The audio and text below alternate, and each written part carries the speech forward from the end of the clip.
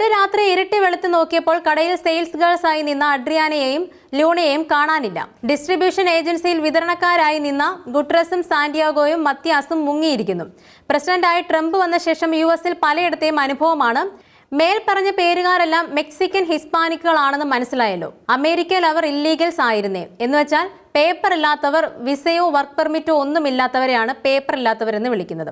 Raid വന്ന് പിടികൂടി തിരിച്ചു വിട്ടാലോ എന്ന് പേടിച്ച് സകലരും മുങ്ങിയിരിക്കുകയാണത്രേ. നമ്മളെപ്പോലുള്ള ഇന്ത്യൻ ദ്രാവിഡരും കുടുങ്ങിയിട്ടുണ്ട്.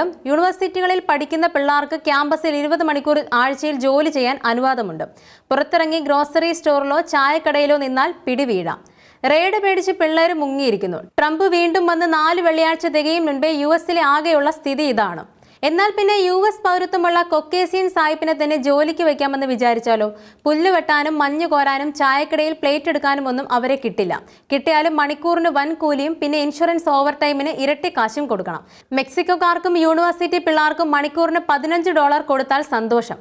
പച്ചക്കറിയും പഴങ്ങളും ഇറച്ചിയും പലതരം ലൊട്ടിലൊടുക്കുകളും മെക്സിക്കൻ അതിർത്തി കടന്നു വരുന്നുണ്ട്. അതിർത്തിയിൽ അനേകം ഫാക്ടറികളുണ്ട്.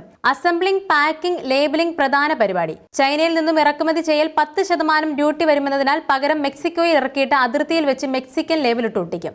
ഡ്യൂട്ടി ഇല്ല. അമേരിക്കക്കാരെ ആകർഷിക്കും വിധം പാക്കേജിംഗ് നടത്തും.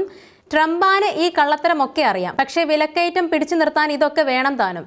ഇല്ലീഗൽസ് ആണ് അമേരിക്കയിൽ കൃഷിപ്പണിയിലും ചെറിയ ജോലികളിലും ഭൂരിപക്ഷം. ട്രംപാനെ പിന്തുണയ്ക്കുന്ന അമേരിക്കൻ കർഷകർ ഇവരെ തിരിച്ചയക്കരുതെന്ന് ആവശ്യപ്പെടുന്നുണ്ട്.